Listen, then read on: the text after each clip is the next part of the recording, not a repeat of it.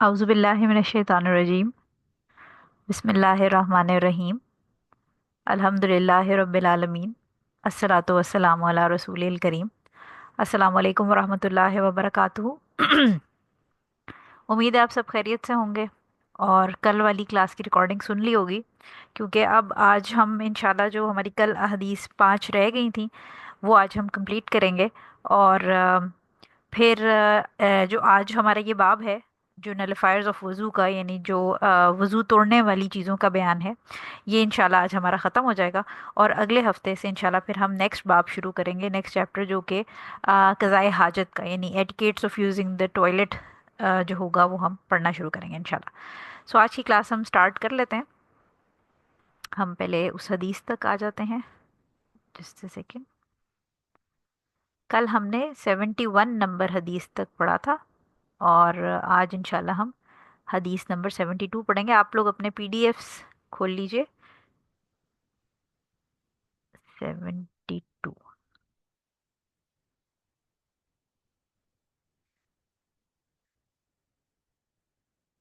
अच्छा।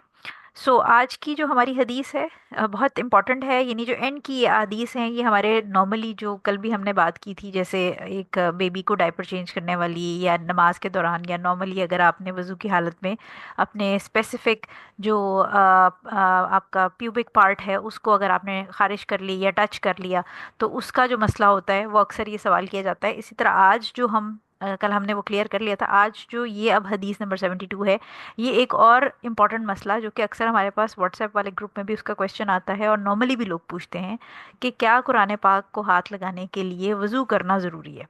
तो ये हदीस जो है वो उसको डील करेगी। हदीस नंबर 72 है।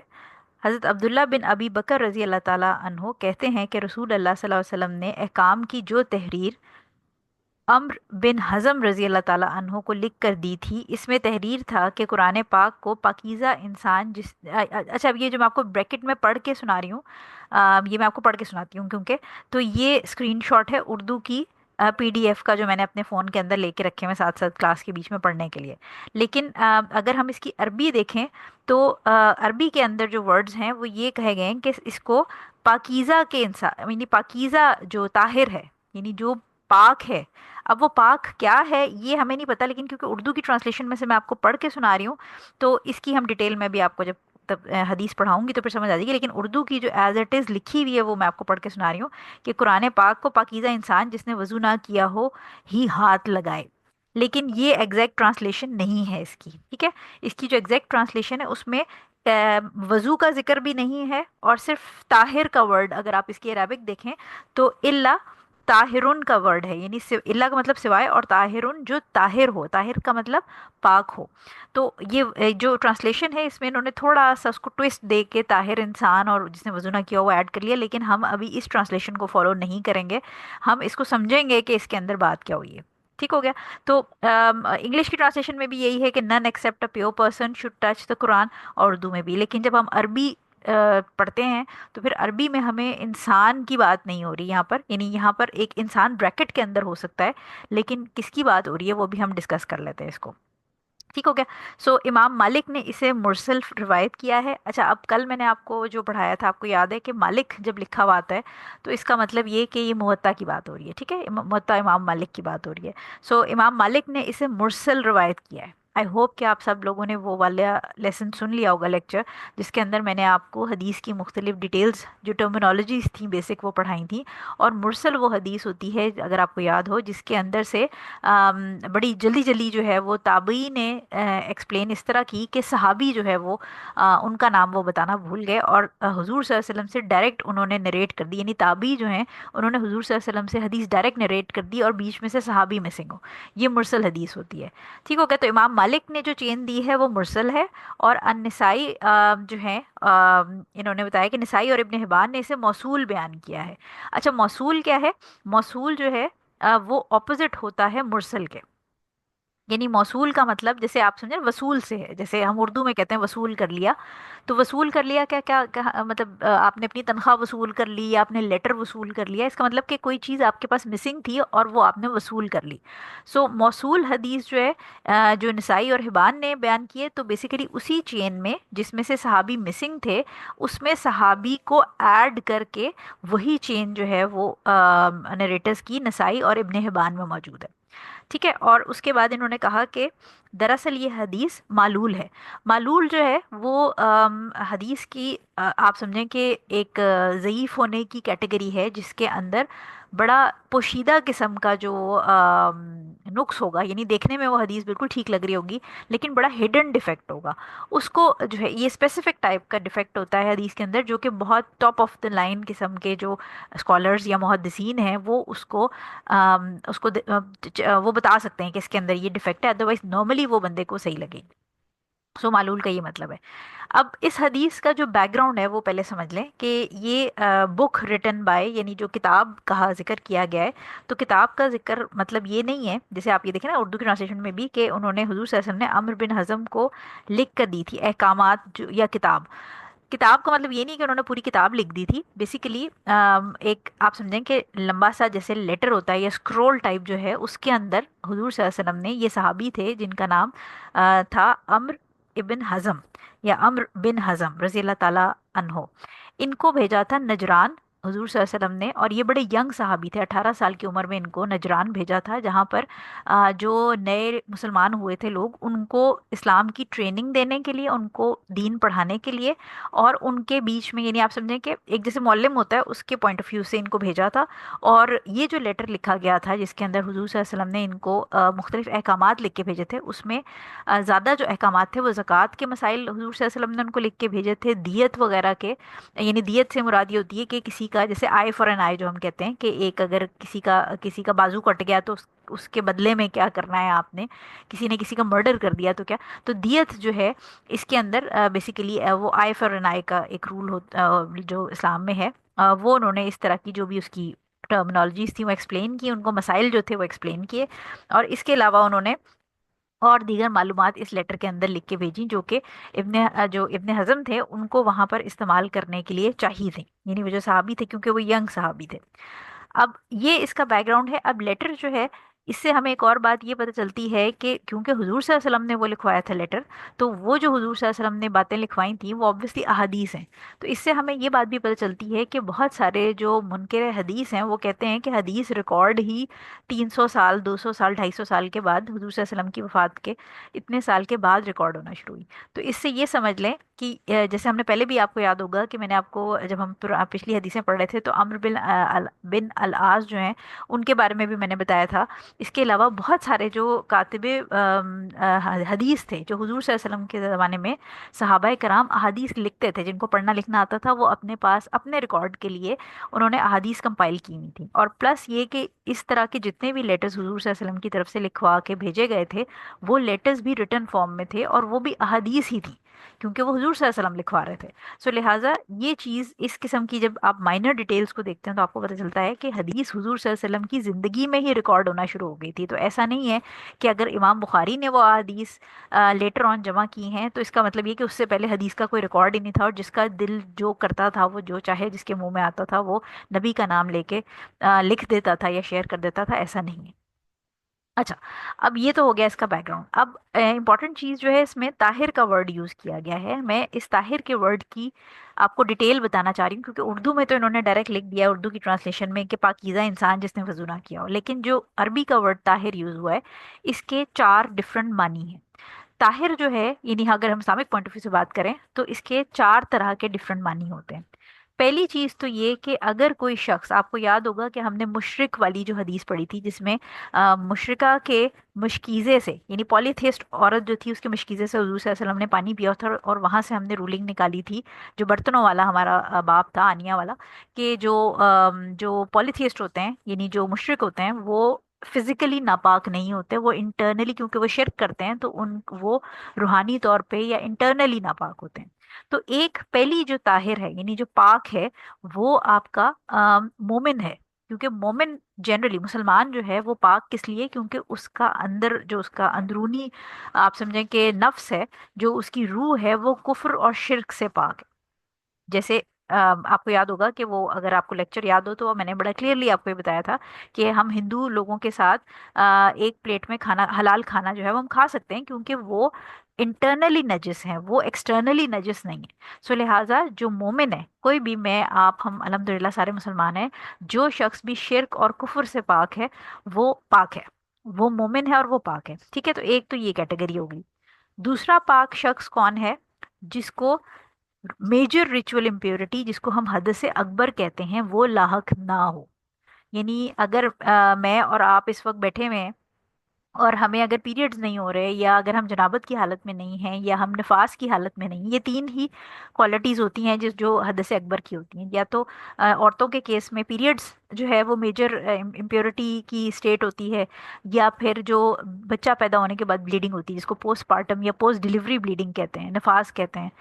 یہ میجر ریچول امپیورٹی ہوتی ہے. اور تیسری جو تھی وہ جنابت کی حالت ہوتی ہے، یعنی انٹر کورس کے بعد جو سیکشل انٹر کورس ہے، چاہے سیکشل انٹر کورس ہو یا چاہے رات کو جو نوکٹرنل امیشن ہوتے ہیں یا ویٹ ڈریمز آتے ہیں، وہ بھی اس کیس میں بھی جو ہے وہ میجر ریچول امپیورٹی، یعنی جو بڑی حد سے اکبر ہے وہ ہوتی ہے.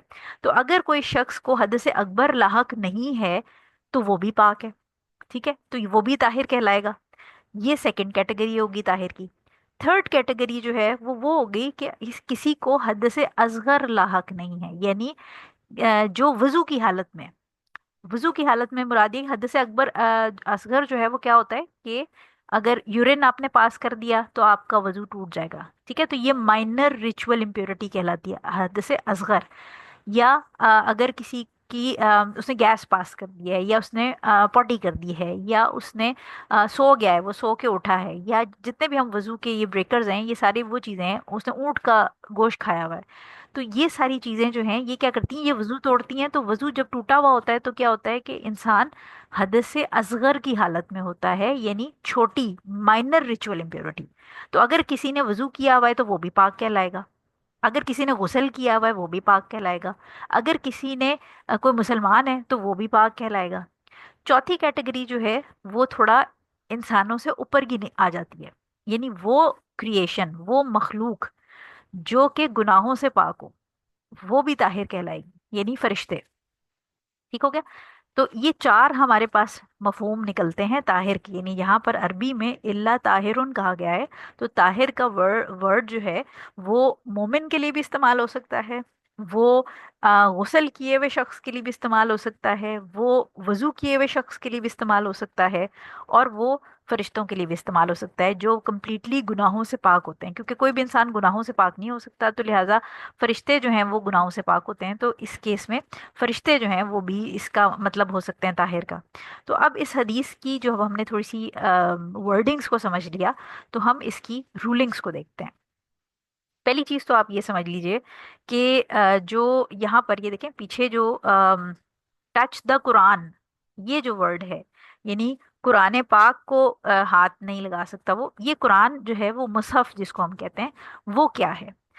جنرلی ہم نارملی جو گھروں میں ہمارے قرآن زیادہ تر لوگوں کے یوز ہوتے ہیں، وہ آئیڈیلی قرآن کے ساتھ ٹرانسلیشن ہوتی ہے یا تفسیر بھی ہوتی ہے. تو مصحف جو ہے وہ اس قرآن پاک کی ہارڈ کاپی کو کہیں گے. ہارڈ کاپی، ٹھیک ہے، یہ آپ کے ڈیجیٹل کاپی کی بات نہیں ہو رہی، یہ لیپ ٹاپ اور فونز اور ٹیبلٹس کی بات نہیں ہو رہی. یہ ایسی فزیکل کاپی جس کو آپ ہاتھ میں پکڑ سکتے ہیں اور اس کے صفحے، اس کا گتا، اس کو فیل کر سکتے ہیں. یہ ہارڈ کاپی ہے بیسیکلی، جیسے کتاب ہوتی ہے. ٹھیک ہے، تو مصحف وہ قرآن کی ہارڈ کاپی ہے جو کہ کمپلیٹلی عربک میں ہوگی، اس کو صرف مصحف کہا جاتا ہے. یعنی یہ جو جتنی بھی ساری کوشچننگ ہے ہماری کہ ہم قرآن کو ہاتھ لگا سکتے ہیں وضو کے بغیر یا وضو کے ساتھ، یہ مصحف کی بات ہو رہی ہے. اور مصحف جو ہے وہ قرآن ہوتا ہے جو ہارڈ کاپی ہو اور جس میں صرف عربک ہو، عربک کے علاوہ کچھ نہ ہو. لہٰذا جو تفسیر والی جس میں قرآن میں ساتھ تفسیر دی ہوئی ہے وہ مصحف نہیں ہے. اس کا مطلب یہ کہ جب وہ تفسیر جو تفسیر والا قرآن ہے وہ آپ کے مصحف کی کیٹیگری سے نکل گیا، تو اس کو آپ اس ٹینشن سے نکل جائیں کہ اس کو آپ وضو کے ساتھ ہاتھ لگائیں گے یا وضو کے بغیر ہاتھ لگائیں گے. ٹھیک ہے، تو یعنی پہلی چیز یہ کہ مصحف کیا ہے، مصحف جس میں کمپلیٹلی عربک ہے، جو تفسیر والا قرآن ہے وہ مصحف نہیں ہے، اس کے اوپر یہ وضو والی یا وہ ٹینشن والی رولنگ نہیں لگتی۔ دوسری چیز یہ کہ اگر کسی قرآن کے اندر عربی سے زیادہ دوسری لینگویج دی ہوئی ہے، یعنی اگر کوئی ٹرانسلیشن والا قرآن بھی ہے جس کے ساتھ تفسیر نہیں ہے لیکن چھوٹی چھوٹی ڈیٹیل دی ہوئی ہے، کہ اگر آپ دیکھیں تو جنرلی آپ کو لگے گا کہ عربی کم ہے اور دوسری زبان زیادہ ہے، وہ بھی مصحف نہیں کہلائے گا۔ ٹھیک ہو گیا؟ تو مصحف جو ہے وہ کمپلیٹلی جو عربک ہارڈ کاپی ہے وہ کہلاتی ہے۔ جو ٹرانسلیشن والی ہوں گی، اگر اس میں ٹرانسلیشن کی جو لینگویج ہے وہ عربک کو بائی سرپاس کر دے گی، یعنی عربک سے زیادہ ہوگی، تو وہ بھی مصحف نہیں کہلائے گا۔ اور جو تفسیر والی ہے اس میں تو ڈیفینیٹلی جو دوسری لینگویج ہے وہ عربک سے زیادہ ہوتی ہے، قرآن کے اپنے الفاظ سے زیادہ تفسیر ہوتی ہے، تو وہ مصحف نہیں کہلاتی، پہلی چیز۔ دوسرا پوائنٹ اس میں آپ کو یہ سمجھ آئے گا کہ اس میں اس جو حدیث کی اتھینٹسٹی کو لے کے اور اس میں جو طاہر کا مطلب ہے اس کو لے کے علماء کے دو بڑے گروہ جو ہیں وہ باقاعدہ یہ دو ڈفرینس آف اوپینین بڑا اس کے اندر ہے، اور دونوں سائڈ کے جو علماء ہیں وہ ان کی اپنی اپنے دلائل ہیں، اور دونوں کے دلائل سٹرونگ ہیں، بہت سٹرونگ دلائل ہیں۔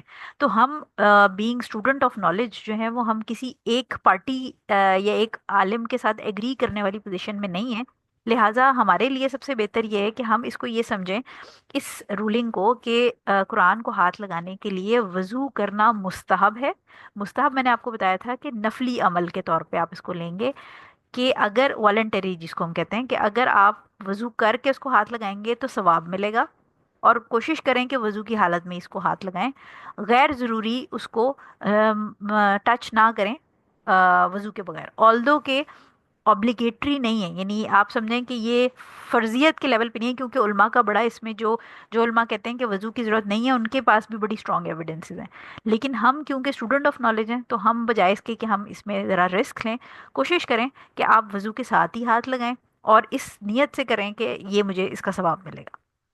تیسری چیز اس میں آپ نے امپورٹنٹ یہ یاد رکھنی ہے کہ جو ڈس بلیورز ہیں، یعنی جو کافر ہیں یا مشرک ہیں، ان کو آپ کیونکہ جو ہم نے دیکھا نا پیچھے والی جو یہ میں نے آپ کو سلائیڈ میں بتایا تھا کہ جو پہلی میں نے آپ کو یہ والی بتائی ہے پیور فرام شرک، ٹھیک ہے؟ تو اگر ہم اس ڈیفینیشن سے دیکھیں تو اس میں علماء یہ کہتے ہیں کہ جو کافر اور مشرک ہیں ان کو آپ مصحف نہیں بیچ سکتے، اور مصحف ان کو گفٹ بھی نہیں کر سکتے۔ جیسے اکثر ہم نے دیکھا ہے کہ یوٹیوب وغیرہ پہ آپ نے دیکھا ہوگا کہ باہر کے ملک ہیں جو اسپیشلی نان مسلم کنٹریز ہیں، وہاں پر یہ روڈ دعویٰ کر رہے ہوتے ہیں، اور کبھی کبھی فری کاپیز آف قرآن بھی بہت سارے لوگ ان سے پڑھنے کے لیے لے کے جا رہے ہوتے ہیں۔ تو یہ آپ سمجھیں کہ اس میں عربک قرآن نہیں دیا جا رہا ہوتا، اس میں یا تو قرآن کے ساتھ اس کی ٹرانسلیشن والا دیا جا رہا ہوتا ہے جس کی ہم نے بات کی کہ وہ مصحف نہیں کہلائے گا، یا وہ تفسیر والا دیا جا رہا ہوتا ہے۔ ٹھیک ہے؟ تو جو پیور عربک قرآن ہے وہ آپ مشرک کو نہیں دے سکتے، اور وہ آپ اس کو گفٹ بھی نہیں کر سکتے۔ ٹھیک ہو گیا؟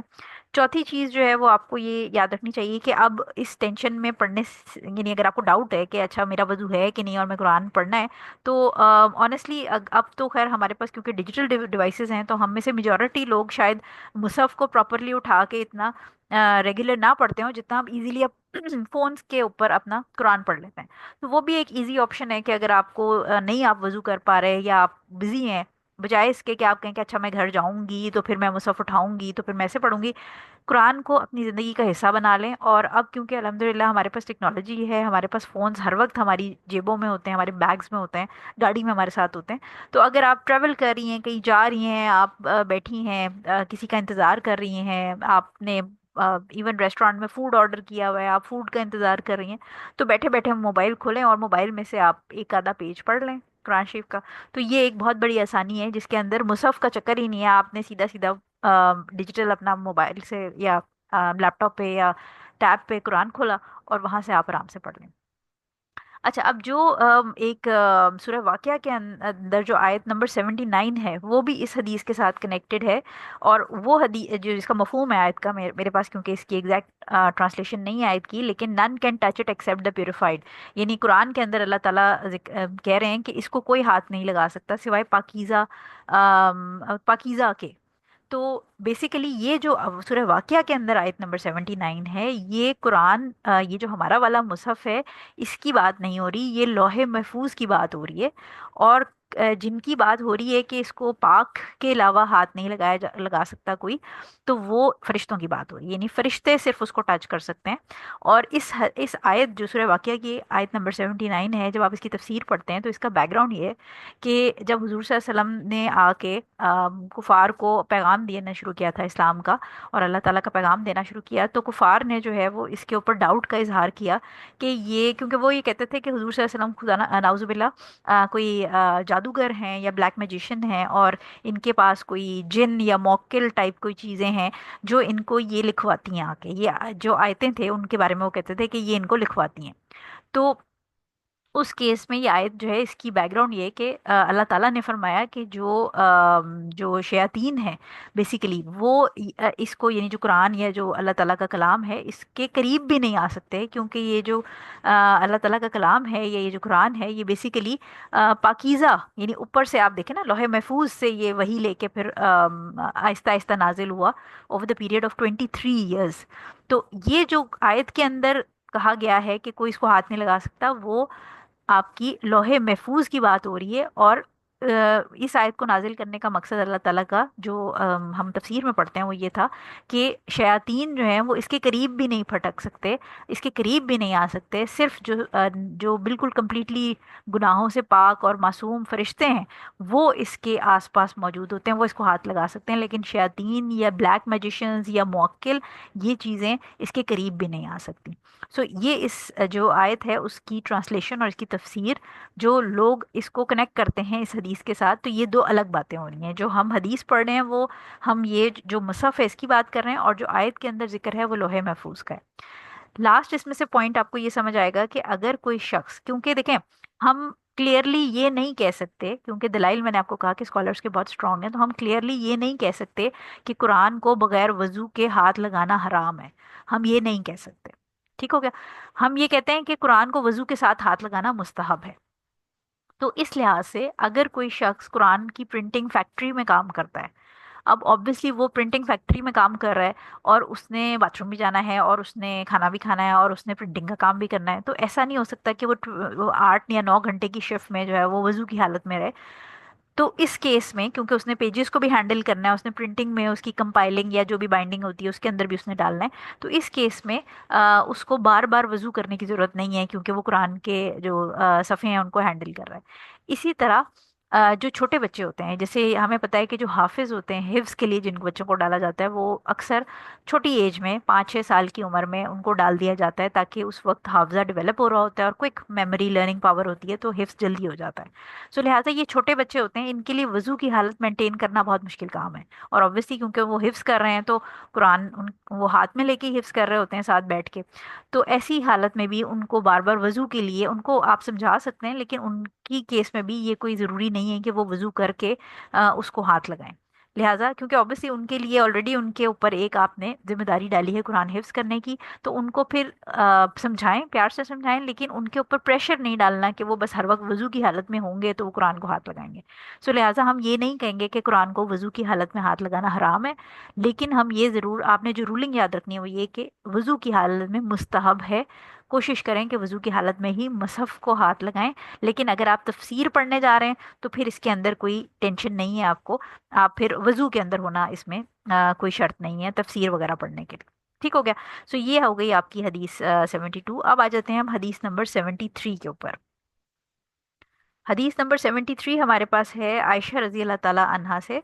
हज़रत आयशा रजी अल्लाह ताला अन्हा फरमाती हैं कि रसूल अल्लाह सल्लल्लाहु अलैहि वसल्लम हर हालत में अल्लाह ताला का जिक्र करते थे। इसे मुस्लिम ने रिवायत किया है और बुखारी ने इसको तालीकन नकल किया है। तालीकन जो है, बेसिकली मौलक का मैंने आपको एक वर्ड पढ़ाया था, अगर आपको याद हो। मौलक जो हदीस होती है वो ये होती है कि जो चेन है उसकी, यानी जो चेन ऑफ नरेटर्स है, वो रिमूव कर दी जाती है। यानी इस हदीस में उन्होंने क्या किया होगा कि इमाम बुखारी जो हैं, उन्होंने बीच के जितने लोग जहाँ जहाँ से उन्होंने सुना था उनको हटा के, और डायरेक्ट ये जो हदीस है ये हज़रत आयशा, यानी इमाम बुखारी ने डायरेक्ट हज़रत आयशा से नरेट की। बीच वाले जो हैं वो उन्होंने अपनी बुक में मेंशन नहीं किए। तो ये हदीस जो है, इससे हमें, इसमें जो टॉपिक हम कवर कर रहे हैं बेसिकली वो ये है कि क्या अल्लाह ताला का नाम या जिक्र करना हर हाल में जायज़ है या नहीं। क्योंकि बुखारी और मुस्लिम की हदीस है, मुतफ़क़ुन अलैह है, तो ये हाईएस्ट ऑथेंटिसिटी लेवल पे हदीस है। इसकी रूलिंग्स हम देख लेते हैं। रूलिंग इसमें से हमें बेसिकली चार निकलती हैं। पहली रूलिंग ये है कि जिक्र जो है वो आप किसी टाइम पर भी कर सकते हैं, और जिक्र करने के लिए बावजू होना ज़रूरी नहीं है। इसके अंदर अच्छा, अब इसके अंदर कुरान जो है वो ऑलरेडी, क्योंकि हम ये भी हमेशा कहते हैं कि कुरान भी अल्लाह ताला का जिक्र है, क्योंकि जब हम कुरान पढ़ते हैं तो हम अल्लाह ताला को याद कर रहे होते हैं और अल्लाह ताला की इबादत में मशगूल होते हैं। लेकिन कुरान की जो इसकी फर्दर डिटेल है, क्योंकि हम इंशाल्लाह जब चैप्टर पढ़ेंगे जनाबत वाला, उसके अंदर एक इम्पॉर्टेंट हदीस आएगी जो हज़रत अली रज़ी अल्लाह ताला अन्हो से है, जिसके अंदर हम ये पढ़ेंगे कि हुजूर सल्लल्लाहु अलैहि वसल्लम जनाबत की हालत में कुरान नहीं पढ़ते थे। अब जैसे मैंने आपको कल वो जो डायपर और वो अपने प्राइवेट पार्ट को टच करने वाली हदीस वाली चीज़ क्लियर की है, और अभी हमने पीछे कुरान वाली कि कुरान को वजू के साथ हाथ लगाना है या उसके बगैर, वो चीज़ क्लियर की है। तो इंशाल्लाह ये जो कुरान को जनाबत की हालत में पढ़ने वाली बात है, ये जब हम वो वाली हदीस पे पहुंचेंगे इंशाल्लाह, तो तब मैं आपको उसको उसकी डिटेल क्लियर करूंगी। लेकिन फिलहाल आपने इस हदीस को लेके ये याद रखना है कि जिक्र में जैसे आप सुबह शाम के अस्कार कर रहे हैं, आप चलते फिरते घर से बाहर निकलने की दुआ पढ़ रहे हैं, घर के अंदर जाने की दुआ पढ़ रहे हैं, बाथरूम के अंदर जाने की दुआ पढ़ रहे हैं, खाना खाने की दुआ पढ़ रहे हैं, या वैसे ही जो आपके हुजूर सल्लल्लाहु अलैहि वसल्लम ने मुख्तलिफ हमें वज़ाइफ बताए हुए हैं, जो अस्कार बताए हुए हैं, वो पढ़ रहे हैं, तो इनमें से किसी भी चीज़ के लिए आपको बावजू होना ज़रूरी नहीं है। जैसे किचन में अगर आप काम कर रही हैं और आप कोई चीज़ पढ़ते रहना चाहती हैं, आप सूरह फातिहा पढ़ते रहना चाहती हैं, या आप आयतुल कुर्सी पढ़ते रहना चाहती हैं, या दुरूद इब्राहिमी पढ़ते रहना चाहती हैं, तो ये अस्कार हैं, ये आप पढ़ सकती हैं। जनाबत की हालत वाली जो है वो इंशाल्लाह जब हम वहाँ पहुंचेंगे तो फिर मैं उसको भी क्लियर करूंगी कि क्या सिस्टम है। जनरली अब ओवरऑल आपने याद रखना है कि जिक्र जो है वो जब आप कर रहे हैं ज़बानी, तो उसमें वजू की हालत ज़रूरी नहीं है, आप ऐसे हर टाइम कर सकते हैं। दूसरी चीज़ इसमें आपने याद ये रखनी है, जो मैंने अभी आपको बताई, कि जनाबत की हालत जो है उसके अंदर डिफरेंस ऑफ ओपिनियन है, वो इंशाल्लाह जब हम वहाँ पहुंचेंगे तो उसको जिक्र करेंगे। लेकिन जो आपके सुबह शाम के अस्कार, बेड टाइम अस्कार, सोने से पहले के, या जो फ़र्ज नमाजें हैं उनके बाद के अस्कार, क्योंकि हमें पता है कि जो हमारे मॉर्निंग इवनिंग अस्कार या बेड टाइम अस्कार या फ़र्ज नमाज के बाद जो भी हम आयतुल कुर्सी वगैरह पढ़ते हैं, इसमें भी कुरान के हिस्से हैं। क्योंकि ऑब्वियसली जैसे हुजूर सल्लल्लाहु अलैहि वसल्लम रात को सोने से पहले सूरह मुल्क पढ़ते थे, ज़रूर सूरह सजदा भी पढ़ते थे, और इसी तरह फिर मॉर्निंग वाली जो है उसमें भी हम आयतुल कुर्सी ज़रूर पढ़ते हैं, कुल पढ़ते हैं। तो ये सारे जो हैं ये अस्कार की कैटेगरी में हैं, तो इनके ऊपर डाउट नहीं है कि ये आप जनाबत की हालत में नहीं पढ़ सकते। लेट्स सपोज कि कोई जनाबत की हालत में है और वो सोने जा रहा है, मतलब ऑब्वियसली जनाबत की हालत आपने उस वक्त क्लियर करनी है ना जब आपको नमाज पढ़नी है। तो नमाज तो सुबह फजर की पढ़नी है, अब वो रात को सोने जा रहा है तो वो बेड टाइम अस्कार तो करेगा इंसान। तो बेड टाइम अस्कार जो है उसमें सूरह मल्क भी पढ़ेगा, सूरह आपकी आयतुल कुर्सी भी पढ़ेगा, वो सूरह बकरा की लास्ट दो आयतें भी पढ़ेगा। तो ये सारे जो अस्कार हैं ये करना जायज़ है, इसमें जनाबत की हालत के अंदर ममानियत नहीं है, क्योंकि ये आपके हुजूर सल्लल्लाहु अलैहि वसल्लम के प्रिस्क्राइब्ड डिफरेंट औकात के जिक्र हैं, जिक्र अस्कार हैं, तो ये करना जायज़ है, चाहे जनाबत की हालत हो या ना हो, ये किसी भी हाल में किए जा सकते हैं। तीसरी चीज़ ये कि एक और बड़ा मसला जो बरसगीर में है कि क्योंकि वो फ़िक्ह का डिफरेंस है, तो उस हिसाब से औरतों को मना किया जाता है कि आप जो हैज़ या नफास की हालत है, यानी पीरियड्स में या बच्चा पैदा करने के बाद जो पोस्टमार्टम डिलीवरी की ब्लीडिंग होती है, उसके अंदर कुरान पाक नहीं पढ़ सकती। तो ये सही बात नहीं है। औरतें किसी भी टाइम पे अपने सारे अज़कार कर सकती हैं, वो कुरान पाक जो है वो अपनी याददाश्त से पढ़ सकती हैं, वो कुरान पाक आईफोन सॉरी अपने ये फ़ोन से पढ़ सकती हैं, लैपटॉप से पढ़ सकती हैं, टैबलेट से पढ़ सकती हैं। इवन जो कुरान अगर आप उसको टच नहीं कर रहे ऑब्वियसली, क्योंकि जनाबत की हालत में मना किया जाता है कि आप उसको डायरेक्ट ना टच करें, तो आप उसको ग्लव्स पहन के टच कर सकते हैं, या आप उसको किसी स्केल से या पेंसिल से उसको के पेजेस पलट सकते हैं। ठीक हो गया। सो ये बेसिकली आपकी एक मिसकंसेप्शन है कि औरतें जो हैं वो अगर पीरियड्स में हैं या वो पोस्टमार्टम डिलीवरी के बाद ब्लीडिंग में हैं तो वो कुरान नहीं पढ़ सकती। वो अपनी याददाश्त से भी कुरान पढ़ सकती हैं और वो कुरान देख के भी पढ़ सकती हैं, कोई मसला नहीं। लास्ट इसके अंदर जो रूलिंग है वो ये है कि ऑब्वियसली हम सबको पता है कि अगर आप वॉशरूम गए हुए हैं, टॉयलेट गए हुए हैं, और अगर आप यूरिन कर रहे हैं या आप स्टूल पास कर रहे हैं, तो ऐसी हालत में आप ऑब्वियसली कुरान या अल्लाह ताला का जिक्र नहीं करेंगे। तो इस टाइम पे जो है ये कुछ टाइम है जो ऑब्वियसली इन पे मना है कि इस टाइम पे आपने अल्लाह ताला का नाम नहीं लेना, क्योंकि ये गंदे काम है और गंदे काम करते हुए आप अल्लाह ताला का नाम नहीं लेते। ठीक हो गया। सो ये हमारी हो गई हदीस नंबर 73। ये बहुत लंबी हदीस नहीं थी, छोटी सी हदीस है। अब आ जाते हैं हदीस नंबर 74 पे। حدیث نمبر 74 سے آپ کو بہت ساری رولنگز پتہ چلیں گی. یہ ہے جی انس ابن مالک رضی اللہ تعالیٰ عنہ سے، اور حضرت انس ابن مالک رضی اللہ تعالیٰ عنہ بیان کرتے ہیں کہ نبی کریم صلی اللہ علیہ وسلم نے اچھا ابھی اس کو مجھے اردو میں پڑھنا نہیں آتا، اس کو آئی تھنک پچنے کہتے ہیں یا پچنے، آئی ڈونٹ نو کیا کہتے ہیں، کپنگ یا ہجامہ بیسیکلی بات ہو رہی ہے. آ، پچنے، چلے جو بھی کہتے ہیں اس کو، پچنے لگوائے اور نیا وضو کیے بغیر نماز ادا کی. اسے دار قطنی نے روایت کیا اور اسے کمزور کہا ہے. اب یہ جو ہے نا یہ حدیث ہے بیسیکلی ہجامہ کے بارے میں یا کپنگ کے بارے میں، کہ جو ہے وہ حضور صلی اللہ علیہ وسلم نے یعنی کپنگ کرائی، ہجامہ کرایا، اور اس کے بعد انہوں نے نماز پڑھی اور نیا وضو نہیں کیا.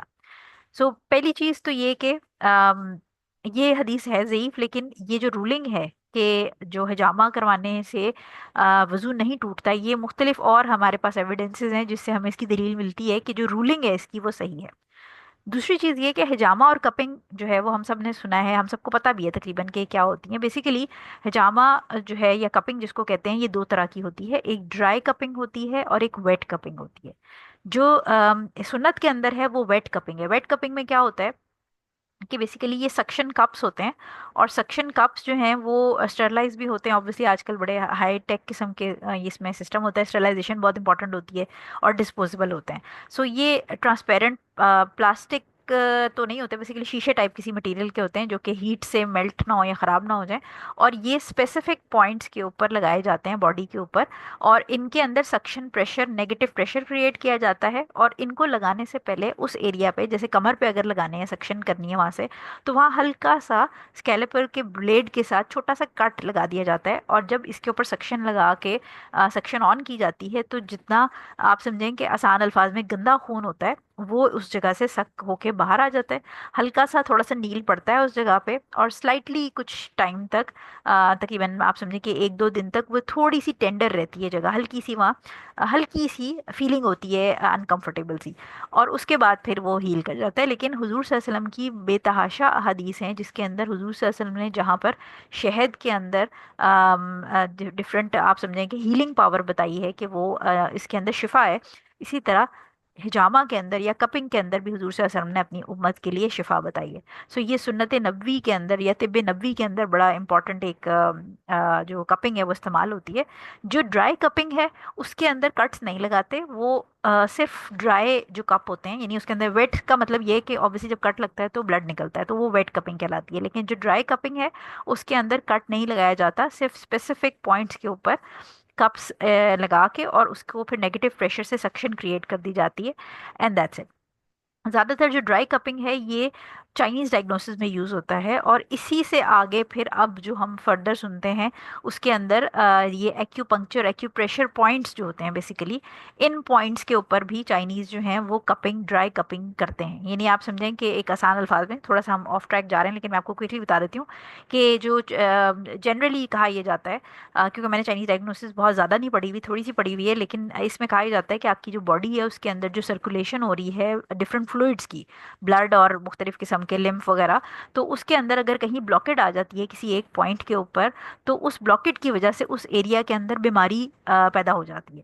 تو جیسے آپ نے سیوریج کا سسٹم دیکھا ہے کہ سیوریج کے سسٹم کے اندر اگر کبھی کوڑا پھنس جائے اور گٹر بھر جائیں تو مین ہولز ہوتے ہیں اس پورے سسٹم کے اندر، ڈفرینٹ جگہوں پہ گٹر کے بڑے ڈھکنے ہوتے ہیں، اور جہاں پر بھی وہ گٹر بھر جاتے ہیں اور پانی ابلنے لگ جاتا ہے یا گندگی پھیلنے لگ جاتی ہے، تو جو جو یہ کمپنی والے ہوتے ہیں یہ پھر ادھر کا مین ہول کھول کے اور اس کے اندر سے کوڑا ہٹا دیتے ہیں. جب کوڑا ہٹا دیتے ہیں تو وہ جو سیور کا سسٹم ہے یا جو پورا گٹر کا سسٹم ہے وہ کھل جاتا ہے، اور جو گندگی باہر پھیلی ہوتی ہے وہ سمٹ جاتی ہے اور ایریا کلین ہو جاتا ہے.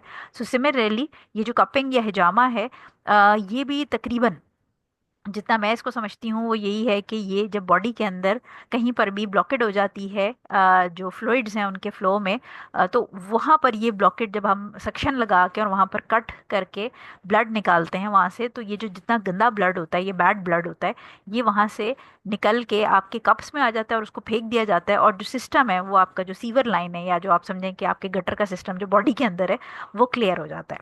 سو حضور صلی اللہ علیہ وسلم نے اس کو بہت زیادہ ریکمینڈ کیا ہے، اور جو ڈرائی کپنگ ہے وہ چائنیز ڈائگنوسس میں یوز ہوتی ہے. اب اس کی جو ہمیں رولنگز ملتی ہیں وہ کیا ہیں؟ سب سے پہلی رولنگ، 6 امپورٹنٹ رولنگ ہے اور اس کو بڑے اچھے سے سمجھے گا क्योंकि दोपहर में या शाम में हम जो ब्लू वाला हमारा व्हाट्सएप ग्रुप है उसके अंदर एक सवाल आया था और मैंने आपको कहा था कि मैं शाम में आपको लेक्चर के बीच में इसका जवाब दूंगी, तो उसका जवाब इधर से ही मिलेगा। पहली जो रूलिंग है वो ये है कि हिजामा डज नॉट ब्रेक वजू। तो ये हमें पता चल गया कि हिजामा या जो इस किस्म का कपिंग, जब आप वेट कपिंग कराएंगे तो इससे वजू नहीं टूटेगा। सो लिहाजा अगर कोई नमाज पढ़ के गया है, उसने कपिंग कराई है, उसके बाद वो उठ के अगर कोई और वजू ब्रेकर, उसने गैस पास नहीं की या उसने वॉशरूम यूज़ नहीं किया, अदरवाइज उसका वजू बिल्कुल साबुत है और वो अपनी नमाज अदा कर सकता है। सेकंड इसमें रूलिंग हमें ये पता चलती है, जो अच्छा ये कुछ जनरल रूल्स हैं जो आपने याद रखने हैं, कि कोई भी चीज़ जो प्यूबिक एरिया में नीचे वाले हिस्से से सामने के सुराख से बाहर आएगी या पीछे के सुराख से, और औरतों के केस में तीन सुराख होते हैं, विजाइना का, पिशी का और पॉटी का। तो जो प्यूबिक एरिया के जितने सुराख हैं उनमें से कोई भी चीज़ बाहर आएगी तो वजू टूट जाएगा। ठीक हो गया? यानी ये पहली चीज़ समझ लें, जिसमें यूरिन अगर आएगा बाहर तब भी वजू टूटेगा, मजी आएगी तब भी टूटेगा, सीमन आएगा तब भी टूटेगा, पॉटी आएगी तब भी टूटेगा, ब्लड आएगा तब भी टूटेगा। सो प्यूबिक एरिया के कोई भी चीज, जो जितने भी सुराख हैं नीचे, औरतों के, मर्द और मर्दों के, सॉरी औरतों के अलग और मर्दों के अलग, उनमें से कोई भी चीज़ बाहर आएगी तो वजू टूटेगा। लेकिन इसमें एक चीज़ जो कि हमने सुबह व्हाट्सएप के अंदर दोपहर में जो बात हो रही थी, कि खवातीन में एक वाइट डिस्चार्ज होता है जो कि मजीद नहीं होता और वो मनी भी नहीं होता, लेकिन वो नॉर्मल वाइट डिस्चार्ज होता है। और कुछ खवातीन को वो ज़्यादा होता है और कुछ खवातीन को वो कम होता है और कुछ को नहीं होता। सो उसको आप जिनको ज़्यादा होता है उनको फिर वो कहते हैं कि जी ल्यूकोरिया हो गया है, और फिर वो थोड़ा सा डॉक्टर से ट्रीटमेंट भी लेते हैं क्योंकि बहुत ज़्यादा डिस्चार्ज हो रहा होता है। सो वो भी अनकंफर्टेबल होता है। बट ये जो डिस्चार्ज है इसके बारे में, यानी जो आप समझे मनी मजी और बाकी सारे डिस्चार्ज के बारे में डिफरेंस ऑफ ओपिनियन नहीं है, लेकिन ये जो रेगुलर औरतों को वाइट डिस्चार्ज होता है वो उसके बारे में उलमा का थोड़ा सा डिफरेंस ऑफ ओपिनियन है। इसके बारे में दो राय हैं। पहले जो है वो, जब मैंने इसको इतनी डिटेल में नहीं पढ़ा था तो मैं इस जो एक उलमा का ग्रुप कहता है कि वजू टूट जाता है, दूसरे उलमा का ग्रुप कहता है कि वजू नहीं टूटता। अच्छा, पहली चीज तो ये समझ लें कि जो ये जो रेगुलर वाइट डिस्चार्ज है औरतों का, इसके ये नापाक नहीं होता। तो अगर ये कपड़ों पे लग गया तो इसमें पाकी नापाकी का मसला नहीं है। कपड़ों पे लगे लगे अगर वो लगा हुआ है तो वैसे एहतियातन साफ कर लें, लेकिन नमाज आपकी हो जाएगी। ये हम लुकोरिया या वाइट रेगुलर वाइट डिस्चार्ज की बात कर रहे हैं, ये हम मनी या मजी की बात नहीं कर रहे, औरतों की बात हो रही है।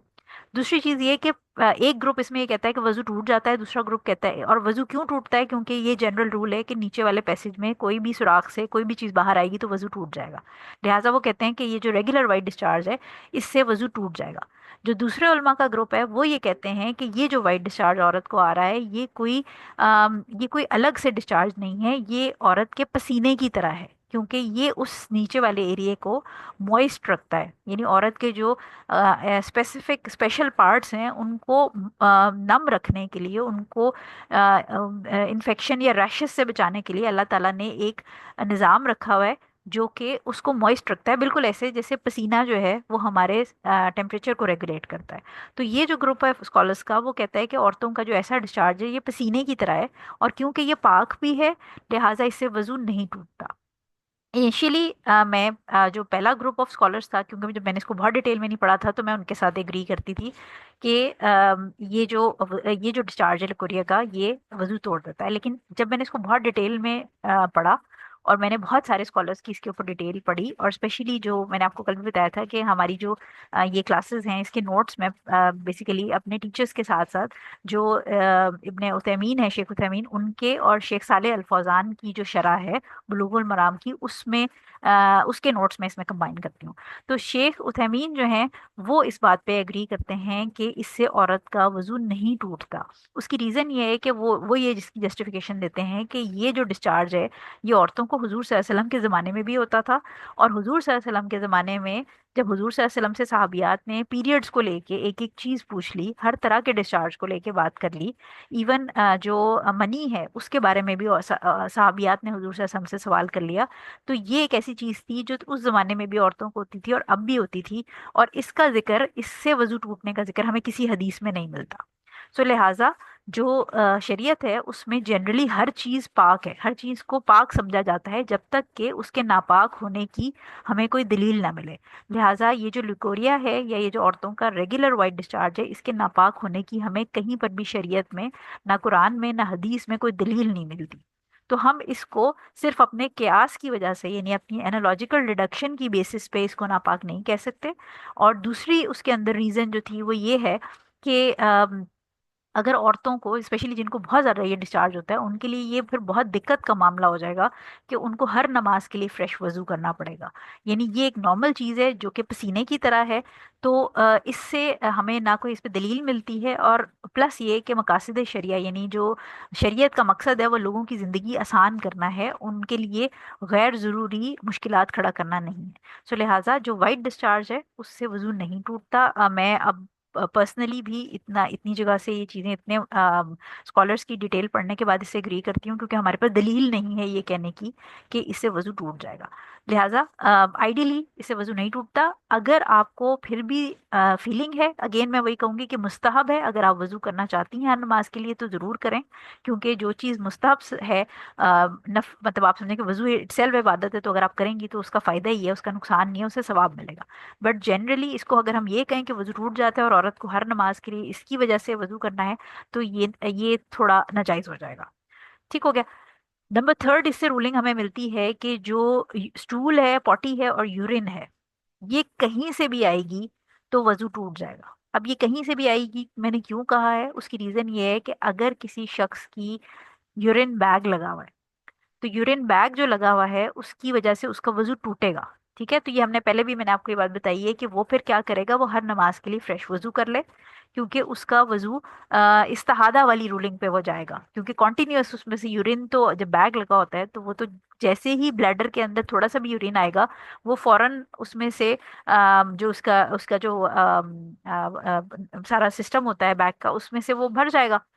تو لہٰذا جو استحادہ والی رولنگ ہے وہ یورینری بیگ والا جو پیشنٹ ہے اس کے اوپر لگے گی، اور اس کو ہر نماز کے لیے فریش وضو کرنا چاہیے. اسی طرح کچھ لوگوں کو میں نے آپ کو بتایا تھا کلاسٹمی ہوئی ہوتی ہے. کلاسٹمی کیا ہے کہ ان کی جو انٹسٹائن ہے اس میں کوئی مسئلہ ہوتا ہے، کینسر وغیرہ ہوتا ہے، کوئی اور مسئلہ ہوتا ہے، جس کی وجہ سے انٹسٹائن کو کاٹ کے اور بیلی بٹن کے ساتھ ایک سوراخ کر کے وہاں سے باہر نکال دیا جاتا ہے، اور وہاں ایک بیگ لگا دیا جاتا ہے جس میں پوٹی بھر جاتی ہے، اور پھر وہ بیگ کو جو بھی ڈسپوز آف کرتے ہیں یا جو اس کو خالی کر کے دوبارہ لگا دیتے ہیں. تو ایسے کیس میں بھی استحاضہ والی رولنگ لگتی ہے. لہٰذا پشی اور پوٹی کسی بھی سوراخ سے باہر آئے گی، کہیں سے بھی باہر آئے گی، وہ وضو توڑ دے گی. یہ تیسری رولنگ ہے. تھرڈ جو اس میں چیز آپ کو پتہ چلتی ہے وہ یہ کہ جو پاک چیزیں ہیں جو کہیں سے بھی باہر آئیں سوائے نیچے والے سوراخوں کے، سوائے نیچے والے سوراخوں کے پاک چیزیں کہیں سے بھی باہر آئیں وہ وضو نہیں توڑیں گی. جیسے کہ تھوک، تھوک ہم نے بتایا تھا کہ جو سلائیوا ہوتا ہے وہ پاک ہوتا ہے. اسی طرح بلڈ. اب کیونکہ سب کانٹیننٹ میں اگین حنفی فقہ کے اندر جو ہے وہ بلڈ کی بڑی ڈیٹیل ہے کہ بلڈ اگر اپنی جگہ سے بہہ گیا تو ایسا ہوگا، بلڈ اگر ایسا ہوگا ایسا ہوگا. اس میں کوئی آپ نے کنفیوژن میں نہیں پڑنا، صرف یاد رکھیے کہ اگر باڈی کے پیوبک ایریا کے علاوہ جسم کے کسی حصے سے بھی خون نکل رہا ہے تو اس سے وضو نہیں ٹوٹے گا. اس کی ہمارے پاس ہماری جو اسلامک ہسٹری ہے اس کے اندر بے تحاشا ایسی مثالیں ہیں جس میں صحابہ کرام جنگوں میں جہاد کر رہے ہوتے تھے، غزوہ کے اندر حضور صلی اللہ علیہ وسلم کے سامنے جہاد فرما رہے ہوتے تھے، اور ان کے تیر لگے ہوتے تھے، خونوں سے ان کے کپڑے لت پت ہوتے تھے، اور اس خون کے ساتھ بھی وہ اپنی نمازیں قائم رکھتے تھے. اسی طرح حضرت عمر رضی اللہ تعالیٰ عنہ کو جب شہید کیا گیا، ان کو قتل کیا گیا، تو ان کے اوپر جب چھری سے وار کیے گئے تو ان کو جو ہے وہ اتنا زیادہ ان کی بلیڈنگ ہوئی، لیکن وہ نماز پڑھ رہے تھے تو وہ نماز انہوں نے توڑی نہیں، انہوں نے اپنی نماز پوری کی. سو اس طرح کے بہت سارے ہمیں انسیڈنسز ملتے ہیں جس کے اندر خون نکلنے سے، یعنی پیوبک ایریا کے علاوہ، یعنی اگر اینس سے بلڈ آ رہا ہے، یعنی پوٹی والی جگہ سے آ رہا ہے، وجائنا سے آ رہا ہے، یا یورین کے ساتھ بلڈ آ رہا ہے، ادھر سے اگر آ رہا ہے تو پھر وضو ٹوٹ جائے گا. لیکن اگر آپ کی باڈی سے کہیں اور سے، دانت سے خون نکلا ہے، کہیں سے بھی نکلا ہے، تو وضو نہیں ٹوٹے گا. ٹھیک ہو گیا. پانچویں جو اس میں رولنگ آپ کو پتہ چلتی ہے کہ گندی چیزیں، اب میں نے ناپاک کا ورڈ نہیں یوز کیا، میں نے گندی کا ورڈ یوز کیا، یعنی جو پاک چیزیں ہیں اور جو گندی چیزیں ہیں جو کہ پیوبک ایریا کے علاوہ کہیں سے نکل رہی ہیں، پیوبک ایریا کے علاوہ کہیں سے گندی چیزیں نکل رہی ہیں، اس سے بھی وضو نہیں ٹوٹے گا. جیسے वॉमिटिंग, कल हमने जो हदीस पढ़ी थी आपकी आयशा रज़ी अल्लाह ताला अन्हा वाली, जो ज़ईफ थी, उसमें हमने ये बात की थी कि जो वॉमिटिंग वगैरह है, या जो बलगम है, या जो नाक जो ब्लो आउट करते हैं आप, ये चीज़ें बाहर निकलने से वज़ू नहीं टूटता। तो उल्टी होने से वज़ू नहीं टूटेगा, बलगम आपने खांस के बलगम थूका उससे वज़ू नहीं टूटेगा, नाक छिनकी उससे वज़ू नहीं टूटेगा। ठीक हो गया। अच्छा, अब पांचवी चीज इससे, सॉरी, लास्ट जो रूलिंग आपको इससे पता चलेगी वो ये कि जो रिकमेंडेड टाइम है, ये मुख्तलिफ हदीस के अंदर मेंशन है कि बेहतर है, ये है। वैसे तो किसी को भी अगर मेडिकली ज़रूरत है हिजामा की तो वो किसी टाइम पे भी करा सकता है, लेकिन जो इसकी ज़्यादा रिकमेंडेड, जिनको हम सुन्ना डेट्स भी कह सकते हैं, लेकिन ज़्यादातर जो हदीस हैं उनकी जो सनद है उसमें थोड़ा मसला है। तो रिकमेंडेड डेज जो होते हैं इसके अंदर, वो कहा जाता है कि जो महीने के स्टार्ट और महीने के एंड में ना कराया जाए। ये कोई बीच का, यानी आप समझें कि 15 से 25 के बीच की जो टाइम होगा, लूनर चांद की तारीखें, उसके बीच में कराना चाहिए। तो ये इसकी जो रिकमेंडेड टाइम है वो कहा जाता है कि मिडल, जो आपका तकरीबन मिडल भी नहीं बल्कि तकरीबन 4 हिस्सों में अगर आप महीने को डिवाइड करें तो जो 3/4 वाला पार्ट होगा वो रिकमेंडेड है। सो ये थी हमारी हदीस 73। अब क्विकली हमारी दो और हदीसें, सेवन से नहीं 74 थी, सॉरी 74 थी, और अब हम 75 करते हैं। 75 नंबर हदीस जो है इसकी थोड़ी लंबी, मतलब इसकी मल्टीपल वर्जन हैं। ये हज़रत मुआविया रज़ी अल्लाह ताला अन्हो रिवायत करते हैं कि रसूल सल्लल्लाहु अलैहि वसल्लम का इरशाद है, आंखों का खुला रहना रीह, आई थिंक इसको रीह प्रोनाउंस करते हैं, ये गैस की बात हो रही है, रीह खारिज कर होने का बंधन है। जब आंख सोने की वजह से बंद हो जाती है तो बंधन ढीला हो जाता है, यानी खुल जाता है। इसको मुस्नद अहमद और तबरानी जो है, इन्होंने दोनों ने इसको नरेट किया है। तबरानी ने इतना इजाफा भी अपनी रवायत में बयान किया, यानी ये दोनों किताबों में, मुस्नद अहमद और तबरानी में मौजूद है, और तबरानी की किताब में इतना इजाफा इस रवायत के अंदर ऐड है कि जिस शख्स को नींद आ जाए वो अस सरे नौ, यानी नए सिरे से वजू करे। इसी में फिर आगे है कि अबू दाऊद के अंदर इस इजाफा है इस रिवायत में, जिसे उन्होंने हज़रत अली रज़ी अल्लाह ताला अन्हु के वास्ते से रिवायत किया है। अलबत्ता इस रिवायत में बंधन खुल जाता है का वर्ड यूज़ हुआ है, और ये वाले वर्ड नहीं है, बंधन खुल जाता है वाले वर्ड नहीं है। इसमें बाएतबार सनद दोनों अहादीस ज़ईफ़ हैं, यानी जो ऊपर हमने मुआविया रज़ी अल्लाह ताला अन्हु वाली पढ़ी है और जो हज़रत अली के रेफरेंस से अबू दाऊद के अंदर है, ये दोनों हदीसें ज़ईफ़ हैं। अबू दाऊद में इब्ने अब्बास, यानी नरेटर्स बेसिकली फ़र्क हैं। आप ये समझें कि हदीस के अंदर जब एक ही हदीस डिफरेंट नरेटर्स, यानी आप समझें कि अगर 10 नरेटर, 10 सहाबी जो हैं वो किसी हदीस को, एक ही हदीस को नरेट कर रहे हैं, तो ये 10 अलग हदीसें समझी जाएंगी। ठीक है, तो ये हदीस जो है ये मुआविया रज़ी अल्लाह ताला अन्हो ने भी नरेट की, और थोड़े से अल्फाज के फ़र्क से हज़रत अली रज़ी अल्लाह ताला अन्हो ने भी नरेट की, और फिर अबू दाऊद में इब्ने अब्बास रज़ी अल्लाह ताला अन्हो के वास्ते से ये मरफू रिवायत भी मरवी है। मरफू से मुराद कि जिस जिस जो हुजूर सल्लल्लाहु अलैहि वसल्लम तक पहुंच जाए, यानी जो चेन जो है वो नबी करीम सल्लल्लाहु अलैहि वसल्लम पे जाके ख़त्म हो। और उनके क्या अल्फाज हैं, तो उन्होंने कहा कि वज़ू तो इस शख्स पर है जो लेट कर सो जाए। सनद के एतबार से ये भी हदीस ज़ईफ़ है। अच्छा, अब ये सोने वाली चीज़ को लेके हम क्योंकि बहुत डिटेल में बात कर चुके हैं कि लेटने बैठने इसका मसला नहीं है इसके अंदर। इसमें मसला सिर्फ ये है कि गहरी नींद में वज़ू टूट जाएगा, और अगर कच्ची नींद है, जब आपको अपने इर्द गिर्द का पता है, तो उसमें वज़ू नहीं टूटेगा। इसके अंदर इम्पॉर्टेंट चीज़ जो एक आप समझें कि समझने वाली है, वो ये है कि जो एग्जाम्पल दे के चीज़ पढ़ाना है, या चीज़ बयान करना, या किसी चीज़ को किसी की मुशाबहत दे के पढ़ाना, ये सहाबा और नबी करीम सल्लल्लाहु अलैहि वसल्लम और इवन ताबीन और आगे जो सलफ़ थे, उनका एक बेहतरीन पढ़ाने का तरीका था। यानी कोई भी बात समझानी हो, इवन अल्लाह ताला ने कुरान के अंदर अगर आप देखें तो कुरान में बहुत सारी चीज़ें अल्लाह ताला ने मिसाल दे के या किसी चीज़ से मुशाबहत देकर लोगों को समझाई है। यानी बहुत दफ़ा हम देखते हैं कि बारिश की एग्जाम्पल दे के समझाया है कि बारिश जिस तरह ज़मीन पे पड़ती है तो कुछ ज़मीन उससे फ़ायदा उठा लेती है, कुछ जगह कुछ ज़मीन जो है वो सिर्फ पानी खड़ा करती है, और कुछ ज़मीन पे से पानी बह जाता है। तो इस तरह की जो एग्जाम्पल दे के अल्लाह ताला ने भी समझाया। फिर नबी करीम सल्लल्लाहु अलैहि वसल्लम भी बहुत सारी हदीस हमने ऐसी पढ़ी हैं जो उन्होंने इसी तरह एग्जाम्पल दे के समझाई। तो यहाँ पर जो सहाबा कराम हैं, उन्होंने हदीस की एग्जाम्पल किस तरह दी कि जैसे मशकीज़ा होता है, और मशकीज़ा जो है वो बेसिकली लेदर का पाउच टाइप होता था, बड़ा सारा बोरी कह लें आप, या मशकीज़ा बेसिकली लेदर की एक शेपलेस, आप समझें कि बॉटल होती थी, बॉटल भी नहीं कहेंगे, आप समझें कि बैग होता था। और उसके अंदर पानी स्टोर होता था, और उसको फिर ऊपर से एक स्ट्रिंग या बड़ा सा जैसे रस्सी या डोरी आप कह लें उससे बांध दिया जाता था ताकि उससे पानी बाहर ना निकले।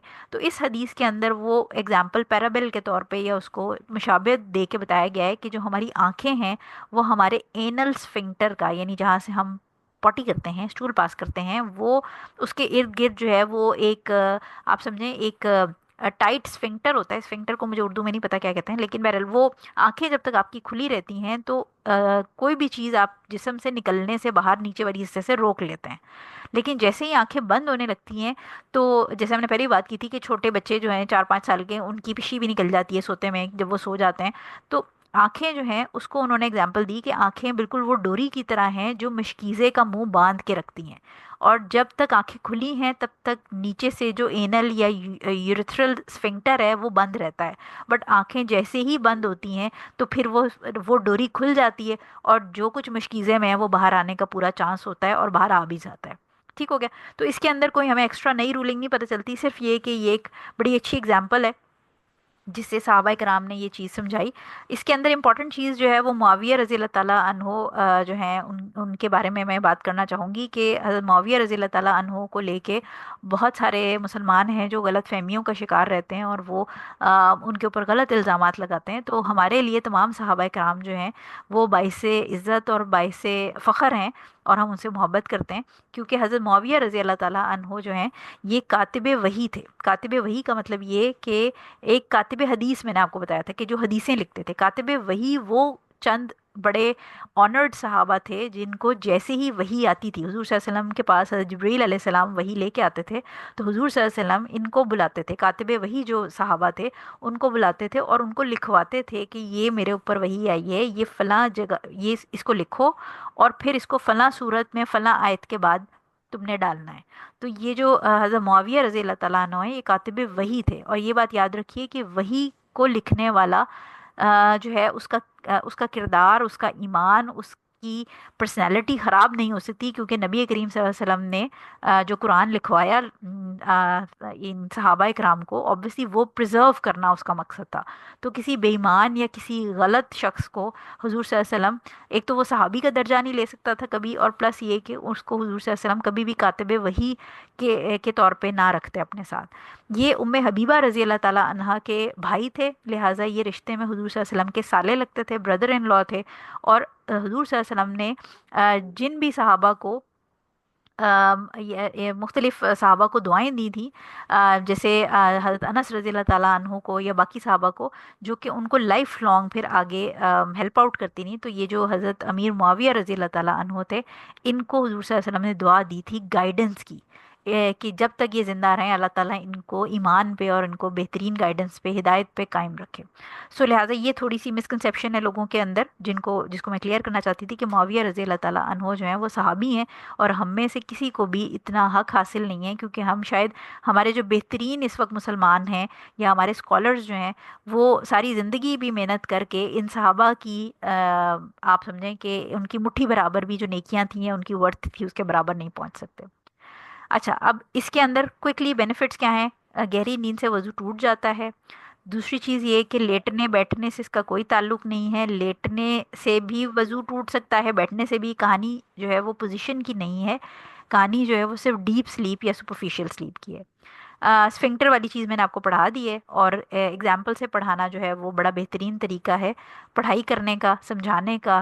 बच्चों को, अपने स्टूडेंट्स को एग्जाम्पल से समझाने का फ़ायदा ये होता है कि उनको बात याद रहे ना रहे, एग्जाम्पल याद रह जाती है, और फिर अगर एग्जाम्पल याद रह जाती है तो एग्जाम्पल से वो बात खुद निकाल लेते हैं। अब इस बाब की लास्ट हदीस हमारे पास आ गई, हदीस नंबर 76। हदीस नंबर 76 है, इब्ने अब्बास रज़ी अल्लाह ताला अन्हो रिवायत करते हैं कि रसूल सल्लल्लाहु अलैहि वसल्लम ने फरमाया, नमाज में तुम में से किसी के पास शैतान आता है और इसकी अच्छा, अब ये मिकाद है, मिकाद आई थिंक उर्दू में मिकाद ही कहते हैं इसको। इसका मतलब है एनस, ठीक है, जहाँ से पॉटी करते हैं, वहाँ फूंक मारता है और उसके जहन में ये ख्याल डाल जाता है कि वो बेवजू हो गया, हालांकि वो बेवजू नहीं हुआ। लिहाजा तुम में से जब कोई ऐसा महसूस करे तो रीह के खारिज होने की आवाज़ सुनने या इसकी बदबू पाने तक नमाज से ना फिरे। یہ رولنگ ہم پہلے پڑھ چکے ہیں اگر آپ کو یاد ہو تو. اسے بزار نے روایت کیا ہے، اور اس حدیث کی اصل بخاری میں عبداللہ بن زید اور مسلم میں ابو ہریرہ رضی اللہ تعالیٰ عنہ سے موجود ہے. ٹھیک ہے، تو یہ جو اس کی اوریجنل حدیث ہے وہ بخاری اور مسلم میں موجود ہے، لیکن یہاں پر اس کا سیکشن جو ہے وہ ابن بزار کی حدیث سے لیا گیا ہے، ان کی کتاب سے لیا گیا ہے. اور حاکم نے ابو سعید کے واسطے سے مرفوعاً بیان کیا ہے کہ جب تم میں سے کسی کے پاس شیطان آئے اور ذہن میں وسواس ڈالے تو کہ وہ بے وضو ہو گیا، تو یہ شخص اسے جواب میں کہے کہ تو جھوٹ بولتا ہے. اس کو ابن حبان نے ان الفاظ سے روایت کیا ہے کہ وہ شخص اپنے دل میں کہے کہ تو جھوٹ بولتا ہے. ٹھیک ہو گیا. تو یہ پہلی جو حدیث ہے، یہ ہم نے اس کی رولنگ تو ہمیں پتہ ہے کہ اگر آپ کو شک ہے کہ گیس پاس ہو گئی ہے نماز کے دوران، تو جب تک اسمیل نہ آئے یا جب تک آواز نہ آئے تب تک وضو نہیں ٹوٹا، آپ نے نماز نہیں توڑنی. لیکن اس میں ایک فنی سی چیز آپ کو یہ پتہ چلتی ہے کہ شیطان کسی پوائنٹ سے نہیں چاہتا کہ کوئی جو مومن ہے وہ نماز کے لیے کھڑا ہو. تو پہلے وہ اس کے دماغ میں نماز کو لے کے کیئرلیسنس ڈالتا ہے کہ میں یہ کام کر لوں، میں یہ لیٹ ہو جاؤں گا، پہلے میں یہ میٹنگ اٹینڈ کر لوں یا میں فلاں کام کر لوں. تو پہلے شیطان اس کو دنیا کے معاملات میں بزی رکھتا ہے. پھر جب دنیا کے معاملات سے اگر وہ بندہ اچھے ایمان والا ہو تو وہ دنیا کے معاملات کو سائڈ پہ رکھ کے وضو کرنے کھڑا ہوتا ہے. پھر شیطان اس کو وضو میں وسوسے ڈالنے لگ جاتا ہے کہ پتہ نہیں میں نے یہ 2 دفعہ دھویا کہ 3 دفعہ دھویا، اور اس کو وضو میں اتنا ٹائم لگوانے کی کوشش کرتا ہے کہ وہ تنگ آ کے وضو ٹھیک سے نہ کرے، یا وضو کے اندر ہی وہ گھومتا رہے 2 گھنٹے وضو کرتا رہے. لیٹس ازیوم کہ وہ اچھا مومن جو ہے وہ وضو کر کے جانماز پہ کھڑا ہو گیا، تو جانماز کے اوپر پھر جو ہے نا وہ شیطان پھر ایکٹیو ہو جاتا ہے، اور وہ اس کو الٹے سیدھے وسوسے ڈالنے کی کوشش کرتا ہے. کبھی اس کا دھیان چولہے پہ چڑھی ہوئی ہانڈی کے اوپر لگا دیتا ہے کہ کہیں ہانڈی نہ جل جائے، یا نماز سے فارغ ہو کے میں نے بچوں کو اسکول سے پک کرنا ہے، یا میں نے نماز سے فارغ ہو کے یہ کام کرنے ہیں. ایون ہم سب کو پتہ ہے کہ جتنی گھر کے اندر گمی ہوئی چیزیں ہوتی ہیں جو ہمیں یاد نہیں آ رہا ہوتا کہ ہم نے کہاں رکھی ہیں، وہ ہمیں نماز کے دوران یاد آ جاتی ہیں کہ یہ میں نے فلاں جگہ رکھی تھی. تو شیطان کا کام ہے ڈسٹریکشنز کریٹ کرنا اور نماز میں سے فوکس ہٹانا. اور جہاں پر اس کو کچھ بھی نہیں سمجھ آتا کہ یہ بندہ کسی طرح میرے قابو نہیں آ رہا، تو وہ اتنی بیہودہ حرکت کرتا ہے کہ وہ جا کے اس کی اینل پوائنٹ پہ پھونک مارتا ہے. اب کیونکہ ہمیں یہ پتا ہے کہ شیطان جو ہے وہ جن ہوتا ہے، اور جن جو ہیں وہ فزیکلی ہمیں ہمارے لیے ہمارے اوپر چیزیں کر سکتے ہیں. ٹھیک ہے، تو شیطان کیا کرتا ہے کہ وہ پھونک مارتا ہے، اور اس بندے کو ایسی فیلنگ آتی ہے کہ اس کی جو اینس ہے وہاں سے ہوا نکلی ہے. تو لہٰذا حضور صلی اللہ علیہ وسلم کہہ رہے ہیں کہ اگر تم میں سے کسی کو یہ بات فیل ہو تو وہ اپنی جب تک آواز نہ سنے یا اسمیل نہ فیل کرے تب تک اپنی نماز نہ توڑے، کیونکہ یہ شیطان کا حربہ ہے. اور اس کے بعد جو دوسری اسی کا سیکنڈ پارٹ ہے جس کے اندر جو شیطان آ کے وسوسہ ڈال رہا ہے کہ تمہارا وضو ٹوٹ گیا ہے کیونکہ تمہاری ہوا خارج ہو گئی ہے. تو اس کیس میں جو حاکم کی حدیث ہے اس کے اندر وہ کہہ رہے ہیں کہ آپ اپنے دل میں کہیں، اگر کسی کو ایسا وسوسہ ہو اور اس کو یقین نہیں ہے، لیکن اس کو فیل ہو رہا ہے کہ لگتا ہے گیس پاس ہو گئی ہے، تو اس کیس میں وہ نماز پڑھتے ہوئے obviously منہ سے تو نہیں کہے گا کہ تم جھوٹے ہو. یعنی آپ سوچیں کہ ایک جماعت کھڑی ہے اور اس کے بیچ میں ایک اچانک سے ایک بندہ کہہ دے تم جھوٹے ہو، تو اس کیس میں اپنے دل میں وہ یہ بات اپنے آپ کو ریئلائز کرے اور وہ شیطان کو کہے کہ تم جھوٹ بولتے ہو. ٹھیک ہے، کیونکہ اپنے آپ کو یہ ریئلائز کرانا، یقین دلانا کہ یہ وسوسہ ہے، یہ بہت ضروری ہوتا ہے. بہت سارے لوگ ہیں جن کو وسوسے ہوتے ہیں، اور اگر آپ ان سے کہیں کہ اللہ کی قسم کھاؤ کہ یہ ایسے ہوا تھا، تو وہ کہیں گے نہیں، اللہ کی قسم تو میں نہیں کھا سکتا لیکن مجھے لگتا ہے ایسا ہوا تھا. تو یہ جو لگتا ہے یہ والی چیز وسوسے کا ہے. جس چیز پر یقین نہیں ہے اس کو آپ اسلام میں، شریعت میں وسوسوں کی، ڈاؤٹس کی کوئی جگہ نہیں ہے. اسلام میں صرف ہر چیز جو ہے وہ پروف مانگتی ہے، ہر چیز دلیل مانگتی ہے، یقین مانگتی ہے. سو یہ جو حدیث ہے لاسٹ، اس سے ہمیں یہ پتہ چلتا ہے کہ نماز کے اندر اگر وسوسہ آ رہا ہے تو آپ نے نماز اس طرح نہیں توڑنی اپنے. اور شیطان اگر وسوسہ ڈالے تو آپ نے اپنے دل میں اس کو کہنا ہے کہ تم جھوٹ بولتے ہو. یعنی شیطان، ہمیں پتہ ہے کہ حضور صلی اللہ علیہ وسلم کی ایک حدیث ہے وہ ہوا کذوب، یعنی وہ جھوٹا ہے. تو ہمیں پتہ ہے کہ شیطان جو ہے وہ ہماری نمازوں کو خراب کرنا چاہتا ہے اور ہمارے دلوں میں وسوسے ڈالتا ہے. سو اسلام میں، شریعت میں وسوسوں کی کوئی جگہ نہیں ہے. سو یہ تھا ہمارا آج کا لیسن، اور ہماری الحمدللہ لاسٹ حدیث بھی پوری ہو گئی ہے. امید ہے آپ کو یہ چیزیں سمجھ آ گئی ہوں گی. طہارت کے مسائل جو ہیں وہ ابھی ہمارے چل رہے ہیں، انشاءاللہ اگلے ہفتے ہم نیا چیپٹر سٹارٹ کریں گے. وضو جو بریک کرتی ہیں چیزیں اس کو ایک دفعہ پھر کوئکلی ہم ریویو کر لیتے ہیں. اب میں سارے آپ کو تھرو آؤٹ ہم جو ہے وہ پہلی حدیث پہ چلے جاتے ہیں، اور میں وہاں سے ہم کوئکلی اس کو ریویو کر لیتے ہیں کہ جو وضو ٹوٹتا ہے وہ کن کن چیزوں سے ٹوٹتا ہے. سب سے پہلے وضو ٹوٹتا ہے، obviously ہمیں پتہ ہے کہ جو सोने से टूट रहा है, पिशी पॉटी का तो हमें पता है कि उसे टूटता है, ठीक है, सोने से टूट रहा है, गहरी नींद से टूट रहा है, हल्की नींद से नहीं टूट रहा, ठीक हो गया। इसके अलावा हैज़ का जो मसला, जिसका कॉन्टिन्यूस, अगर उसकी यूरिन कॉन्टिन्यूस निकल रहा है, उसकी पॉटी कॉन्टिन्यूस निकल रही है, अगर उसका उसका ब्लड जो मेंस्ट्रुएशन का है, जो कि हैज़ है बेसिकली, वो बंद ही नहीं हो रहा, इन सारे केसेस में वज़ू टूटेगा और हर नमाज के लिए फ्रेश वज़ू होगा। इसके बाद जो मज़ी है, जो सेक्सुअल थॉट्स के साथ या जो शहवत के जो एहसासात होते हैं उसके साथ जो डिस्चार्ज निकलता है, चाहे वो मर्द हो या औरत, उससे वज़ू टूट जाता है और वो नापाक भी होता है, इसलिए उसको कपड़ों पे और जिस्म पे से धोना भी ज़रूरी है। इसके अलावा अपनी बीवी को या शौहर को जो बग़ैर शहवत के अगर आप हग कर रहे हैं या उसको गुड बाय किस कर रहे हैं जाने के लिए, अगर वो घर से निकल रहे हैं या कोई भी ऐसा इवेंट है, तो अगर आपकी वज़ू की हालत है तो उससे वज़ू नहीं टूटेगा। शहवत की हालत में अगर नहीं है और जस्ट एक गुड बाय किस है, या आपने हग कर लिया या अपने शौहर का हाथ पकड़ लिया, अपनी बीवी का हाथ पकड़ लिया, तो उससे वज़ू नहीं टूटेगा।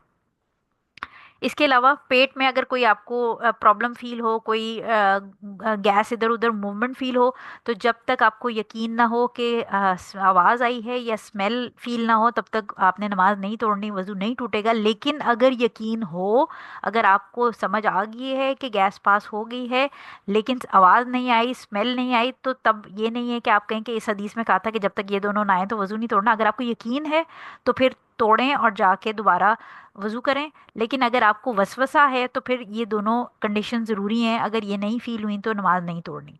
इसके अलावा अपने जो प्राइवेट पार्ट्स हैं, जो बिल्कुल एब्सोल्यूट प्राइवेट पार्ट है, उसको बग़ैर शहवत के हाथ लगाने से वज़ू नहीं टूटता, लेकिन अगर शहवत के साथ हाथ लगाएंगे तो वज़ू टूट जाएगा। इसी तरह अपने शौहर या अपने, अगर आपका बच्चा है उसको आप नहला रहे हैं, या अगर आपकी कोई बीमार अम्मी या कोई और फीमेल इस तरह की हैं जिनको आप डाइपर चेंज कर रहे हैं उनका, या उनको नहला रहे हैं, तो उनकी भी मखसूस जगह को, क्योंकि शहवत के बगैर हाथ लगाएंगे ऑब्वियसली तो वज़ू नहीं टूटेगा, शहवत के साथ लगाएंगे तो वज़ू टूट जाएगा।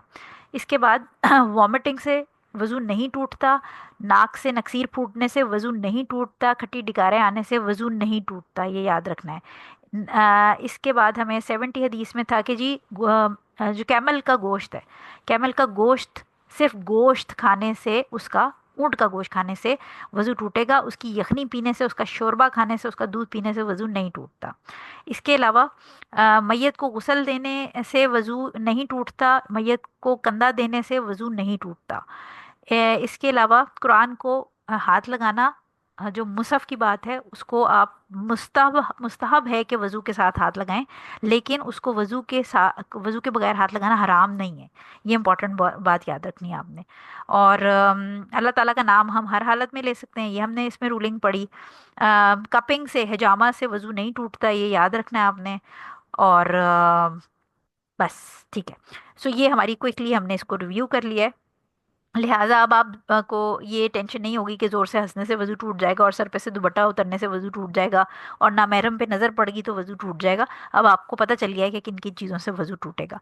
सो इसको याद रखिए और आगे लोगों को पढ़ाइए, अवेयरनेस कॉज कीजिए। लोग बहुत परेशान होते हैं, ये छोटी छोटी चीज़ों में फंसे रहते हैं, तो बड़ी चीज़ें तो फिर उनको वैसे ही बहुत बड़ा हौलनाक चीज़ लगती हैं। छोटी चीज़ें उनको समझा दें ताकि वो इन चक्रों से निकल के इन चीज़ों को समझ लें और फिर कुछ प्रॉपर दीन को आगे, इससे तहारत के मसाइल को अगर समझ के फिर आगे चलेंगे तो आपकी नमाज भी अच्छी होगी, आपकी हज भी अच्छा होगा, और आप वैसे भी तहारत की हालत में रहेंगे क्योंकि सफाई निस्फ ईमान है। तो ये छोटे छोटे मसाइल लोगों को पढ़ाएं, उनको समझाएं ताकि वो डाउट से और कन्फ्यूजन से निकल आए। क्लास वाइंड अप कर लेते हैं, टाइम हमारा पूरा हो गया है। जज़ाकल्लाह फॉर अटेंडिंग। सुब्हानकल्लाहुम्मा व बिहम्दिका, अशहदु अल्ला इलाहा इल्ला अंता, अस्तगफिरुका व अतूबु इलैक। अस्सलामु अलैकुम व रहमतुल्लाहि व बरकातुहू।